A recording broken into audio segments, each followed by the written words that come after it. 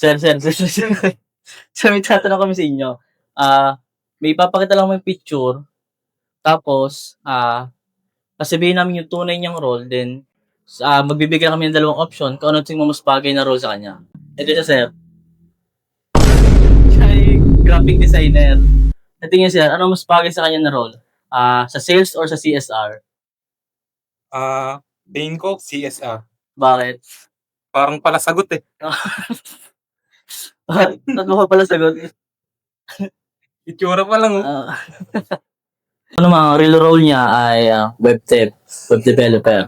Kasi yun siya, tingin nyo, anong mas bagay na role sa kanya? Sa sales or sa CSR?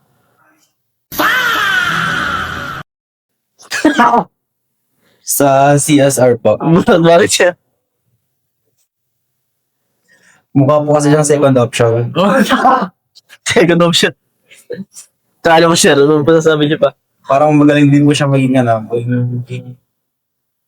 Magsalita. magaling din siya maging magsalita through second option na. Ay, yun lang. Ito naman sir, ang real role niya ay ads manager. Based on appearance niya sir, ano sa tingin nyo? Video editor or graphic designer? Siguro sir, graphic designer. Bakit sir? Sir, parang sa mukha niya pa lang po, parang halatang po talaga po magpupuyat talaga. At patay po talaga ang trabaho niya. Gamit na gamit po talaga yan sir. Pagdating sa graphics. Ito naman sir, ang papakita namin picture, ang tunay niyang role ay sa sales. Then, sa tingin nyo sir, ano mas mabagay na role sa kanya? Chatbot developer or video editor?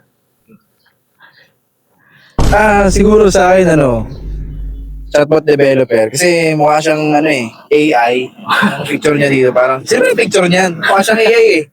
Ako sir. Ay, ikaw ba? Tingin nyo sir, ang tunay niyang role sir ay sales.